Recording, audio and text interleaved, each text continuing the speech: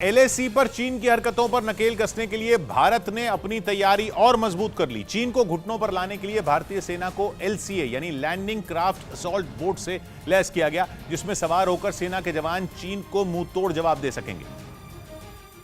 और इस आधुनिक बोट को रक्षा मंत्री राजनाथ सिंह ने सेना को सौंपा। एलसीए यानी लैंडिंग क्राफ्ट असॉल्ट बोट को गोवा की एक कंपनी ने तैयार किया है। खासियत यह है कि इस बोट में करीब 35 जवान एक साथ सवार हो सकते हैं। सैनिकों ने पेंगोंग झील में इस बोट का इस्तेमाल करके लैंडिंग क्राफ्ट अटैक की ड्रिल करके दिखाई। बताया गया कि ये बोट बेहद आधुनिक है और इसकी मदद से पेंगोंग झील के किसी भी हिस्से में आसानी से पहुंचा जा सकेगा। मतलब ये कि चीन के सैनिकों से आमना सामना होने पर बेहद कम समय में भारतीय सेना के और जवान मौके पर पहुंच सकेंगे।